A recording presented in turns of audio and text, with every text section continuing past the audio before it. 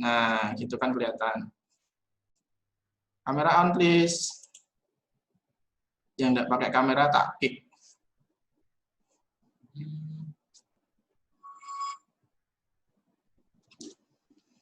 Oke, sudah dinyalakan. Baik, kita mulai lagi dari awal. Kita mulai dari awal. Maafkan sistem yang tidak mengeluarkan suaranya. Ya, sebentar, share lagi.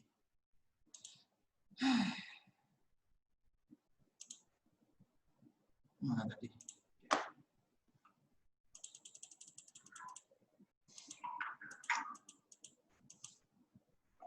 Diulang dari awal. Dari sini. Materinya mengenai pemberian bantuan kepada pelanggan di dalam dan di luar perusahaan. Ya. Yang pertama, usaha pariwisata adalah usaha yang bergerak di bidang jasa. Ya. Usaha bergerak di bidang jasa itu maksudnya gimana? Yang bergerak di bidang jasa itu produknya tidak bisa benar-benar tampak, itu tidak bisa. Ya. Kemudian tidak bisa dibawa pulang, itu tidak bisa. Ya. Contoh, kita nginep di hotel. Ya. Kalau itu adalah produk, ya, berarti misalnya orang membeli TV, ya, TV-nya kan bisa dibawa pulang. Itu bergerak di bidang produk. Tapi kalau bergerak di bidang jasa, kita menyediakan jasa penginapan, tidak mungkin penginapannya kita bawa pulang. Ya. Cuma bisa dinikmati saat itu kita tidur di hotel, ya sudah. Ya, tidak mungkin kamarnya bawa usung, bawa balik, itu tidak bisa. Ya. Itu bergerak di bidang jasa. Tidak bisa benar-benar tampak, tetapi hanya bisa dinikmati atau dirasakan. Ya. Kemudian, kedua, dalam melayani pelanggan yang dibutuhkan adalah ketulusan hati. Ya. Karena produknya tidak bisa dibawa pulang, ya, produknya hanya bisa dinikmati saat itu juga, maka yang jadi indikator utama adalah pelayannya atau yang memberi layanan. Ya.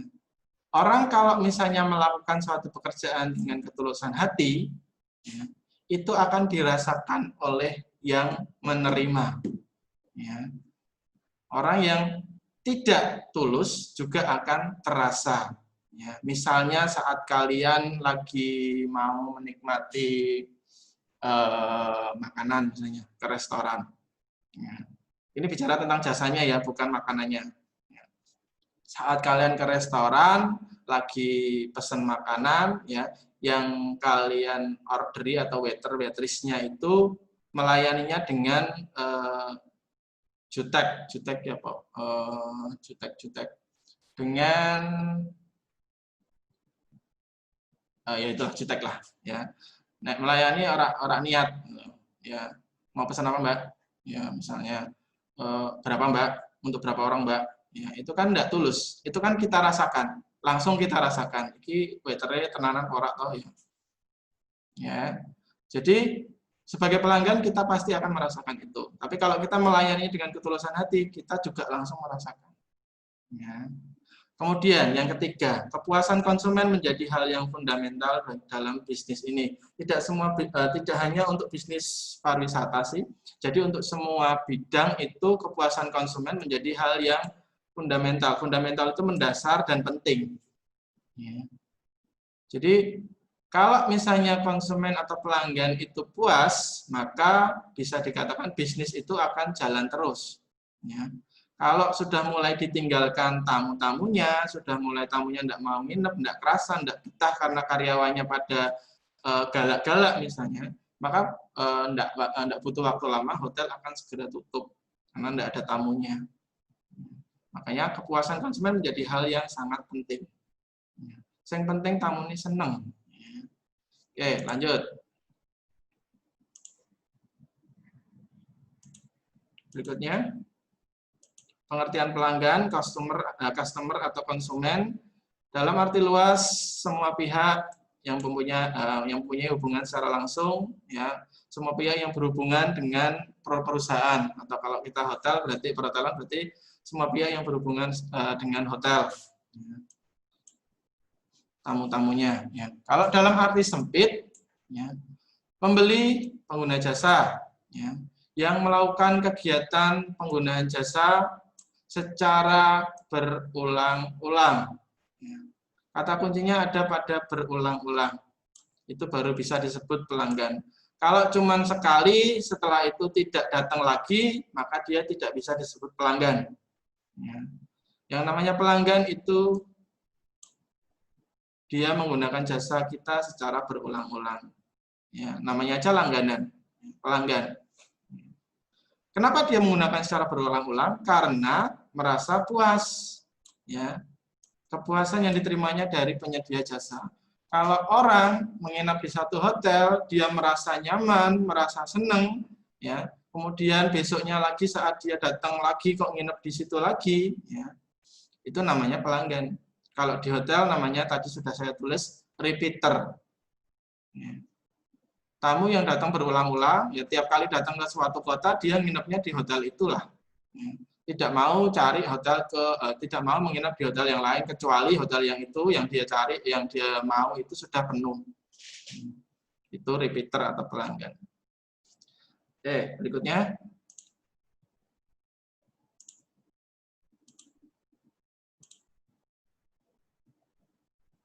Pelanggan ada dua macam.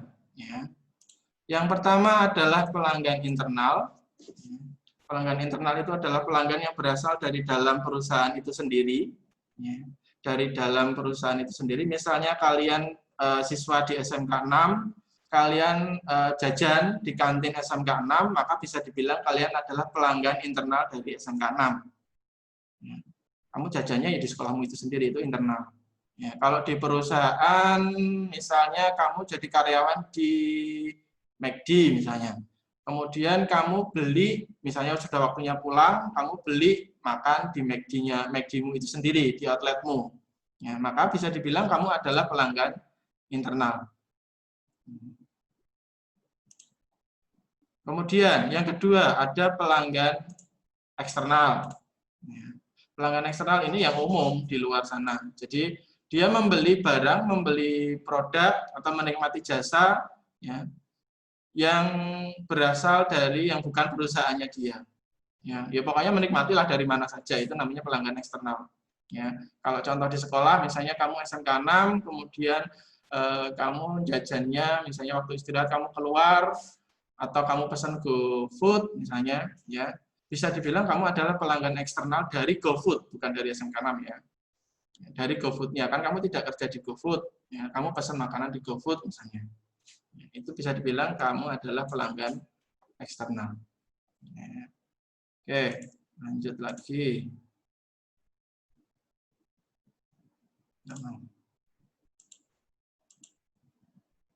Kebutuhan pelanggan. Ya, udah ngulang meneh. Kebutuhan pelanggan adalah secara teoritis ini. Keinginan yang timbul atas dorongan biologis, fisiologis, sosiologis untuk memenuhi kebutuhan hidupnya. Itu adalah kebutuhan pelanggan. Ya. Kebutuhan pelanggan itu ada tingkatannya atau trap-trapnya.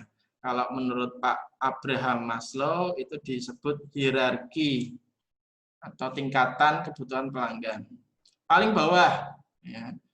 Kebutuhan paling bawah adalah kebutuhan fisiologis. Apa itu fisiologis? Kebutuhan untuk kebutuhan dasar dari manusia, ya. Kebutuhan untuk makan, kebutuhan untuk mandi, ya. Kebutuhan untuk punya rumah, kebutuhan untuk punya pakaian, ya. Tapi pakaiannya masih yang biasa ya, yang penting asal ada bajunya, ada celananya, ya. Itu fisiologis, kebutuhan dasar. Ya. Orang kalau misalnya kebutuhan fisiologisnya sudah terpenuhi, ya, maka dia akan naik ke tingkat berikutnya.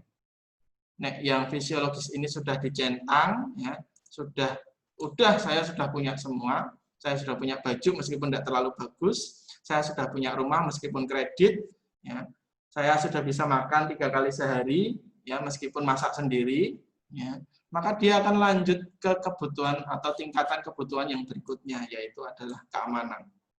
Sudah bisa makan, sudah bisa punya, sudah pakai baju, sudah punya rumah, kontrak. Ya. Kebutuhan berikutnya adalah dia harus merasa aman. Ya. Merasa aman, rumahnya dipasangi CCTV misalnya. Ya. kemudian sama tetangga sekitarnya mengadakan siskamling misalnya. Itu kebutuhan untuk merasa aman. Kemudian kalau mau pergi-pergi, misalnya takut bawa uang banyak, maka uangnya dimasukkan ke bank, sudah pakai ATM.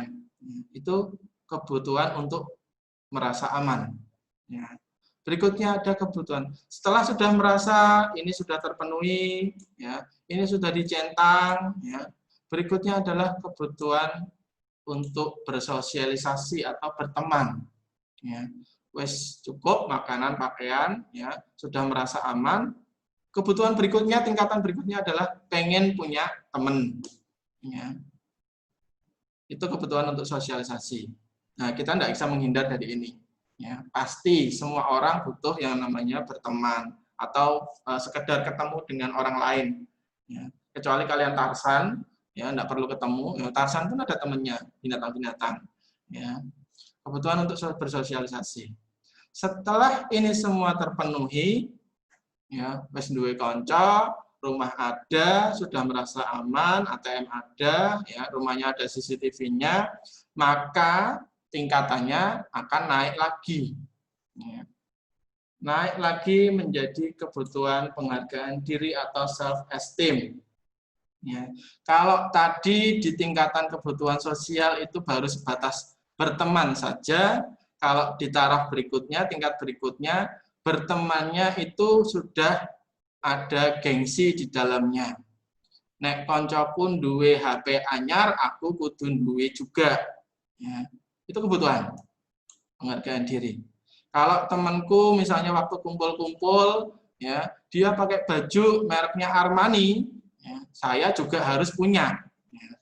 Itu adalah keinginan yang jadi kebutuhan. Kalau sudah di tingkat keempat ini, dia merasa pengen dihargai oleh teman-temannya. Yang berikutnya sudah dapat semua empat-empatnya. Yang berikutnya adalah aktualisasi diri. Sudah fisiologisnya sudah dapat, keamanannya sudah dapat, sosialnya sudah, penghargaan diri di depan teman-teman sudah. Yang terakhir adalah keinginan untuk aktualisasi diri atau dalam bahasa kerennya adalah keinginan untuk eksis. Tidak cuma di hadapan teman-temannya, tetapi juga di hadapan semua orang. Aku kudu tampil, aku kudu eksis. Itu kebutuhan untuk aktualisasi diri. Jadi itu adalah tingkatan-tingkatan kebutuhan. Pak, kalau tamu di hotel juga seperti itu. Iya, bahkan kalau tamu di hotel itu antara di level 4 di sini, dan juga di level 5. Dia merasa kalau misalnya dia sudah menginap di hotel, semua keinginannya harus dipenuhi. Dia merasa kalau sudah menginap di hotel, dia minta apa saja harus ada. Itu kebutuhan dari tamu. Aktualisasi diri yang menginap adalah artis. Apa meneh kalau artis, dia masuknya ke dalam golongan VIP. Itu lebih aneh lagi. Minta di kamarnya ada es batunya. Es batunya di mana? Di kamar mandi. Minta di kamarnya ada coklatnya misalnya. Karena dia sudah mencapai level ini, aktualisasi diri. Sudah merasa terkenal di depan banyak orang. Itu tamu-tamu hotel. Kalau tamu-tamu hotelnya tamu-tamu yang tipe bisnis, paling ya cuma di sini, di level sosial. Yang penting aku iso turu, iso mangan, nanti setelah itu saya keluar dari hotel meeting, balik ke hotel malam tidur. Itu tamunya tamu bisnis. Kalau tamunya sudah ke tamu yang rekreasi atau mungkin yang tadi saya bilang artis, yaitu sudah level 5. Oke, itu untuk kebutuhan pelanggan. Berikutnya ada kepuasan pelanggan. Kalau tadi kebutuhannya, sekarang kepuasannya. Suatu tanggapan emosional pelanggan terhadap pengalaman mengkonsumsi suatu produk atau jasa. Atau kemudian bisa juga disebut respon pelanggan terhadap ketidaksesuaian yang dirasakan antara harapan dan kebutuhan dengan produk yang dibeli atau digunakan. Misalnya gini, saat nginap di hotel, ya. Pastikan kita berharapnya tinggi. Misalnya kamu mau menginap di bintang 5, Gumaya misalnya. Ya.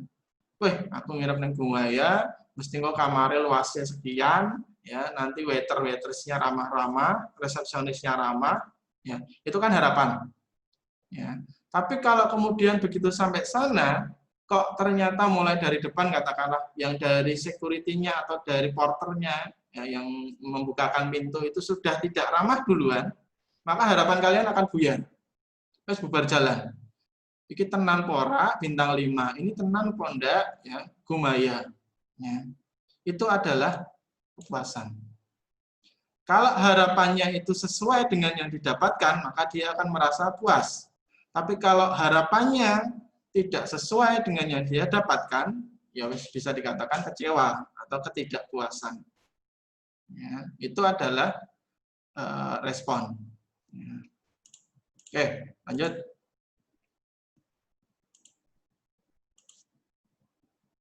Berikutnya, harapan pelanggan. Ya, ini tadi yang saya sampaikan. Ya, harapan pelanggan, harapan tamu itu sangat dipengaruhi oleh satu, image dan reputasi perusahaan. Tadi saya bilang, kita mau nginep di Hotel Gumaya. Ini saya berikan gambar hotel di Arab, namanya Burj Khalifa. Kalau kalian pernah nonton film Mission Impossible, ya, Tom Cruise penean di sini, ya, manjat-manjat di sini. Ya. Kalau misalnya kita mau menginap di hotel, kita sudah tahu kita akan menginap di hotel ini, ya. Maka harapan kita apa? Kita punya gambaran mengenai perusahaan apa? Mengenai hotel itu apa? Wah, hotelnya bintang 5. Enggak, ini bukan bintang 5, ini sudah diamond. Ya. Jadi beberapa furniturnya terbuat dari emas, ya. Itu image-nya, reputasinya sudah dipakai syuting, artis-artis Hollywood dipakai menginap sebagai sultan-sultan dari Arab. Ya, pasti pelayanannya jos misalnya. Itu adalah image-nya. Ya. Harapan tamu itu sangat dipengaruhi oleh itu. Ya. Satu. Yang kedua, persepsi dan pengalaman pelanggan sebelumnya. Ya. Kalau sebelumnya kita pernah menginap di suatu hotel, ya, kemudian dapat pengalaman yang baik, maka kita untuk menginap yang berikutnya pasti harapannya kita juga, oh kayak sing wingi. Yang kemarin saya dapat pelayanan yang hebat. Berarti nanti kalau saya nginep di sana lagi, ya, saya akan dapat pengalaman yang sama. Ya. Itu adalah persepsi dan pengalaman pelanggan sebelumnya. Ya. Sebaliknya, kalau misalnya pernah nginep di suatu hotel, pelayanannya ala kadarnya, ya, jangankan balik ke situ, ya, buka websitenya aja mungkin enggak. Kecuali benar-benar terpaksa, kamarnya sudah penuh semua di semua hotel, baru terakhir dia menginapnya di situ. Itu adalah persepsi dan pengalaman pelanggan sebelumnya. Berikutnya yang ketiga adalah promosi dari perusahaan. Ya. Tamu akan berharap ya, promosi yang dilakukan itu sesuai dengan pelayanan yang diberikan. Ya. Misalnya hotelnya promosi, misalnya di sini saya kasih Ramadan Staycation, harganya 500.000 untuk per malam. Padahal biasanya harganya katakanlah misalnya 1 juta. Ya, tapi dia karena promosi perusahaan, promosi hotel, ya dikasih harga sekian. Tentunya tamu akan berharap, wah saya bayar 500, ya, bayar 500.000, sudah dapat kamar, sudah dapat makan, minum. Kalau ini kan karena Ramadan berarti sudah dapat sahur, misalnya. Ya. Itu promosi perusahaan. Ya. Begitu dapat promosi, kita akan berharap ya, bahwa yang dipromosikan itu sama dengan yang nantinya akan didapatkan. Oke, lanjut.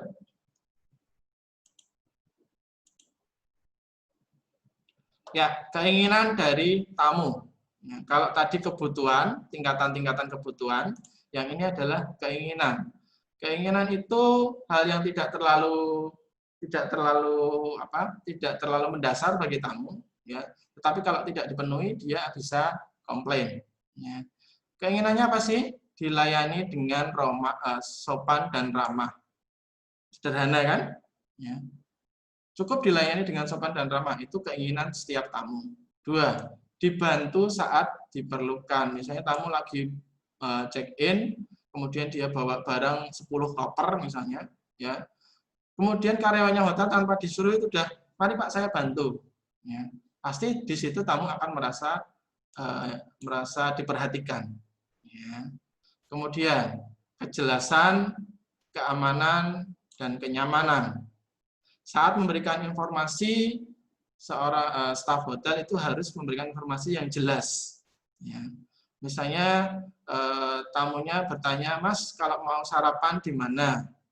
Ya, mau makan pagi di mana ya, Mas? Ya, tidak bisa kita sebagai staf hotel cuma memberikan informasi. Kalau mau makan pagi di restoran A, Pak. Tapi tidak dijelaskan restoran A itu ada di mana, di lantai berapa, kemudian lewatnya mana. Ya, harus dijelaskan. Ya. Kemudian ada keamanan di dalamnya. Tamu setiap kali menginap di hotel harus merasa barang-barangnya tidak akan hilang. Ya. Jadi karena itu karyawan di hotel itu dituntut untuk selalu jujur. Kalau ada barang, ya jangan disai. Apapun itu. Kenyamanan. Ya, kamarnya sudah bersih, kamarnya wangi, maka tamu akan merasa nyaman. Kemudian keinginan berikutnya adalah dikenali dan diingat. Ya. Tamu selalu pengen ini. Ya, caranya gimana, Pak? Caranya mengenali tamu dan mengingat tamu. Setiap kali ada tamu yang baru datang pertama kali, bolehlah kita sapa dengan Bapak atau Ibu. Tapi kalau dia sudah kedua, ketiga kali, bahkan mungkin sering, sebut namanya. Pak Joni, selamat pagi. Ya. Pak Arif, selamat siang. Gimana menginapnya? Gimana perjalanannya? Ya. Itu dikenali dan diingat. Gampang stepnya. Ya. Kemudian dilayani dengan cepat dan penuh perhatian. Tamu tidak mau kalau menginap di hotel kemudian pelayanannya lambat, itu tidak mau. Ya. Waktu check-in pun dia pasti buru-buru. Dan Mbak, ini KTP-nya, ya. Saya cukup tanda tangan aja, saya mau masuk kamar. Ya. Itu dengan cepat. Check out pun juga sama. Telepon, Mbak saya mau check out. Begitu turun ya sudah nyerahkan kunci, keluar. Ya. Tidak mau misalnya kita, Mbak, tunggu sebentar Bu, kamarnya lagi diperiksa dulu. Ya. Jadi bagaimana caranya? Yang penting hotel itu melayani dengan cepat. Ya.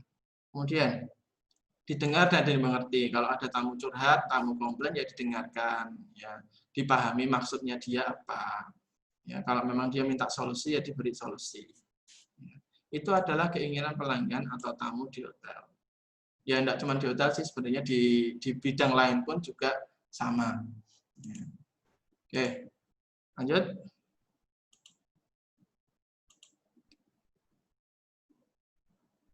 Ya, manfaat memperhatikan kepuasan pelanggan. Ya. Apa sih manfaatnya? Ya. Manfaatnya adalah mendorong terciptanya loyalitas. Tamunya balik lagi. Ya. Hubungan perusahaan pelanggan menjadi harmonis. Ya. Mendorong staf untuk bekerja dengan tujuan serta kebanggaan. Orang kalau bekerja, kemudian tamunya itu puas, ya biasanya yang bekerja itu jadi bangga. Ya. Bisa memberikan kepuasan kepada tamu, maka kita akan punya rasa bangga. Ya. Kemudian memungkinkan terciptanya rekomendasi dari mulut ke mulut. Ya, nek tamunya nginep kemudian nyaman, ya dia akan cerita ke teman-temannya. Ya. Cerita baik itu akan impact-nya atau efeknya akan lebih besar daripada kalau kita pasang baliho di Simpang 5 misalnya. Ya. Pasang baliho di Simpang 5 orang masih ragu-ragu tenang kok orang. Tapi kalau cerita dari temannya, hotel sana itu lo nginep di sana karyawannya baik-baik. Itu orang pasti akan, ya wis aku nginep ning kono wae. Ya. Itu rekomendasi dari mulut ke mulut. Kemudian reputasi perusahaan atau hotel semakin positif di mata publik, meningkatkan penjualan. Ini tujuan akhirnya ya. Yang penting hotel untung gitu. Caranya piye? Ya pelanggannya dibuat, tamunya dibuat puas saat menginap. Ya. Endingnya adalah menciptakan keuntungan. Clear? Lanjut. Cepat saja. Oke, sikap mental dalam melayani pelanggan ya atau tamu. Kalian kalau jadi karyawan hotel harus bagaimana sih? Satu, selalu senyum, tapi jangan senyum-senyum sendiri. Ya. Selalu senyum pada siapapun. Ya. Kemudian menghargai orang lain. Ya. Ini wajib. Ya. Jadi harus selalu menghargai orang lain. Itu orangnya seperti apa, harus selalu dihargai. Tidak semua tamu di hotel itu menginap di hotel dengan pakaian yang necis atau yang berkelas. Ada juga yang dia datang cuma pakai kaos sport, celana pendek, sendal jepit. Ya. Tapi siapa tahu nanti di belakangnya itu ternyata dia adalah pemilik dari hotel itu sendiri, ya kan? Makanya jangan melihat orang cuma dari penampilannya. Ya. Kemudian memahami perasaan orang lain, ya, perlu, karena nanti di hotel akan banyak tamu yang mungkin tidak komplain tetapi curhat. Mas, saya di kamar kok ada ini ya Mas, tapi belum tidak masuk kategori komplain, cuma dia cerita. Ya. Nah, saat itulah kita harus memahami maksudnya dia apa sih cerita. Ya. Jadi kita bisa merespon atau memberikan reaksi dengan cepat.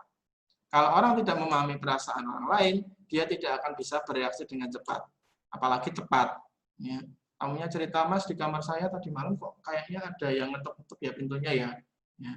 Kalau dia tidak memahami perasaan orang lain, alah Bu, itu paling halusinasinya Ibu. Itu kan reaksinya tidak tepat.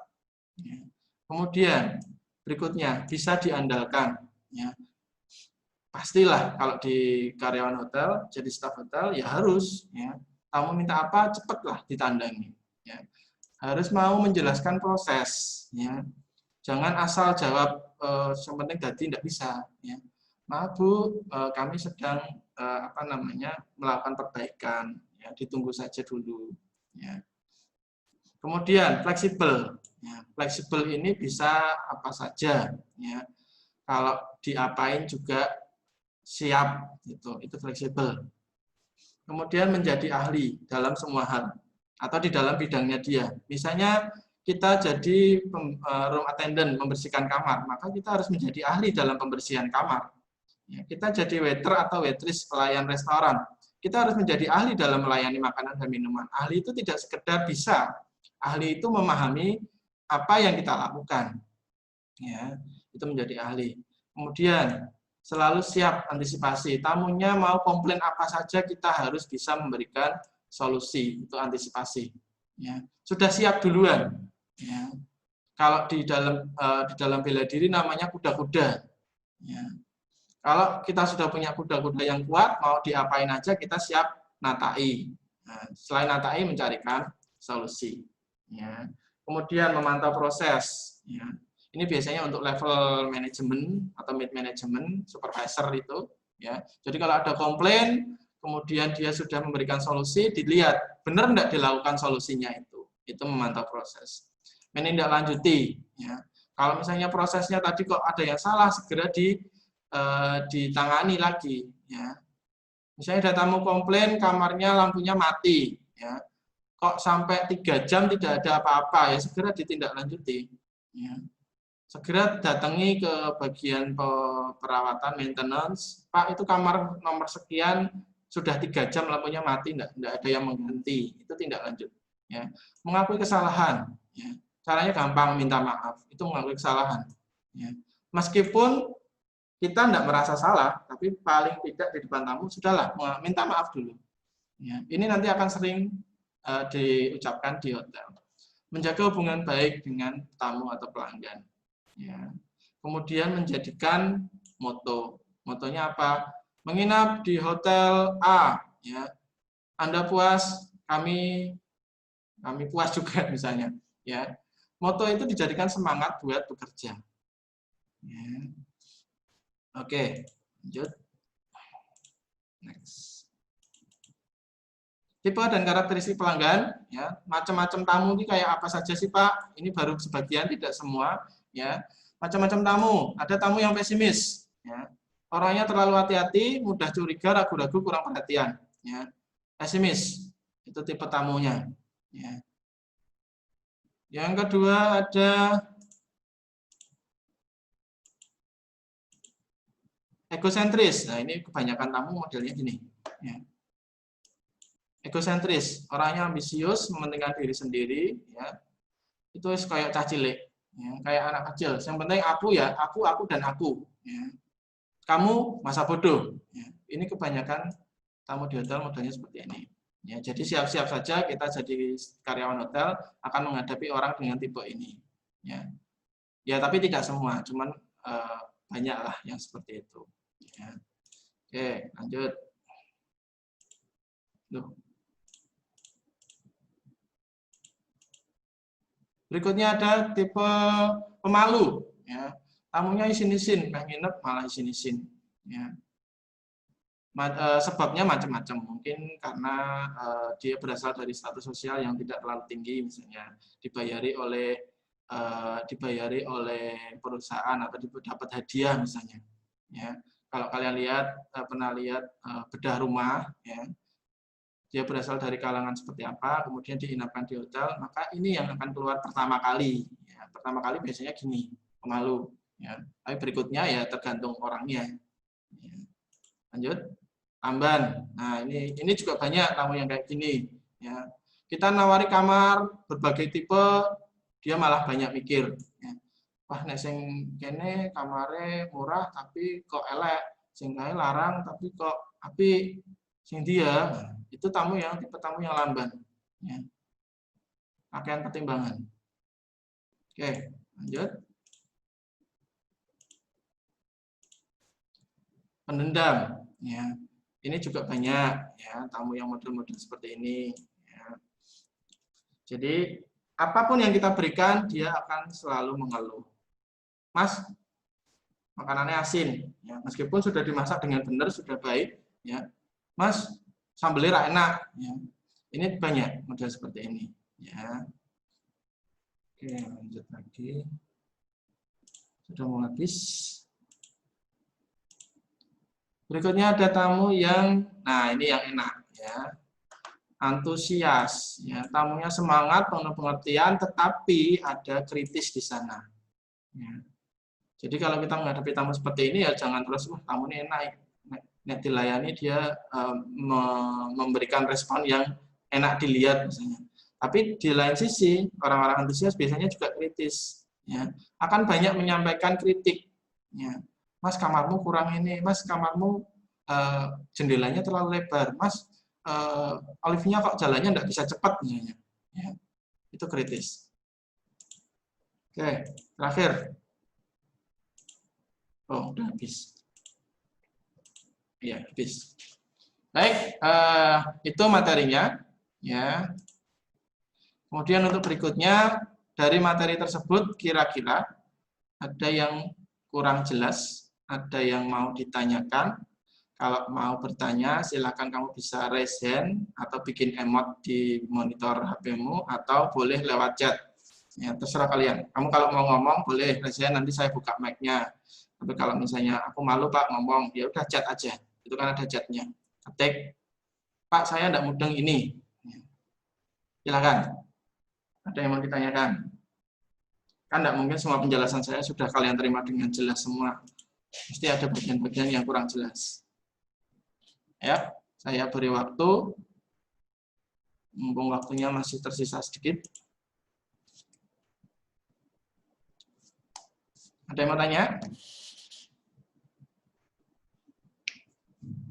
Tidak ada. Tidak ada, tidak berani, bingung. Muhammad, Mbokharmu, Pak. Oke, Carl. Namanya siapa tuh, no? Ini, no? Bentar. Oke, di unmute. Ya. Pak, saya mau tanya, bagaimana cara mengatasinya kalau ada yang kayak komplain-komplain seperti itu, Pak? Itu nanti ada pelajarannya sendiri. Saya baru memberikan gambaran kepada kalian. Nanti yang akan kalian hadapi tamu-tamunya seperti itu. Ya. Jadi kalau kalian jadi orang perhotelan itu kok loro atinan, berarti dolanmu kurang adoh. Ya, Pak. Ya. Jadi orang perhotelan itu harus seperti karet lah. Kamu punya hati karet, ya. Semakin dibanting, semakin mentul. Ya. Jadi Ya, jangan mudah sidik-sidik tersinggung itu salah jurusan kalian. Karena nanti yang kalian hadapi adalah tamu-tamu dengan berbagai macam tipe. Ya, ono sing tamunya tadi yang antusias, ya. Tapi banyak juga tamu sing resek itu banyak. Ya. Saat menghadapi tamu yang resek, apakah kita boleh membalas resek? Sangat tidak boleh. Ya. Kita harus merespon dengan baik, tamunya tetap puas, tetap merasa nyaman. Ada lagi? Namamu siapa sih, Nak? Pak tulisannya Carl. Asya Carla, Pak.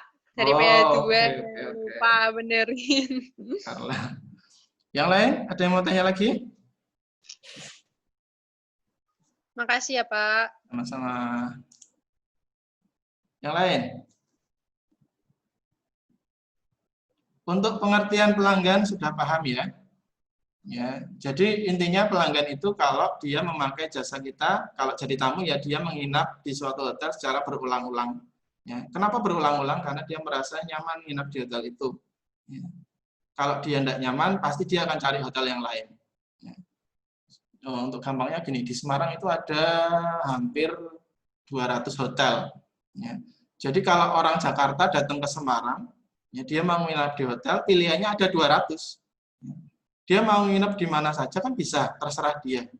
Tapi dari 200 itu kok kemudian dia misalnya mencoba di hotel A, ya, atau hotel ke-1 misalnya. Suatu saat dia datang ke Semarang menginap di hotel A, hotel 1, kok dia merasa puas, ya merasa enak yang nginap di hotel itu ya, kamarnya bersih, terus kemudian wangi, karyawannya juga baik-baik, ya. Kemudian check out, balik ke Jakarta. Suatu saat dia balik ke Semarang, dia sudah tidak akan milih hotel yang lain. Masa bodoh hotel ini.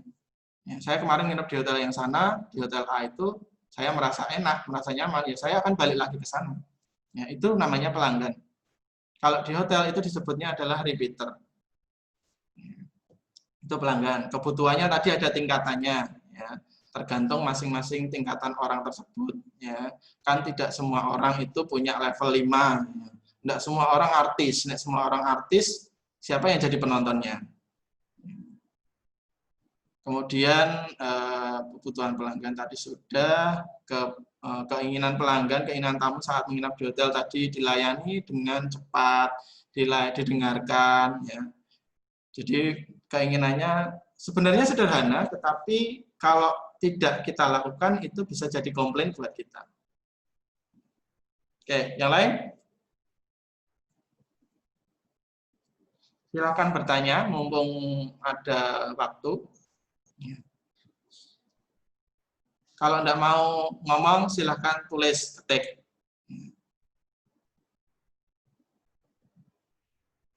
Perhatikan.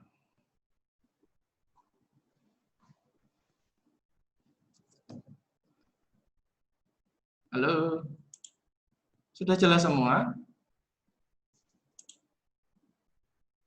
Sudah jelas semua? Paham semua?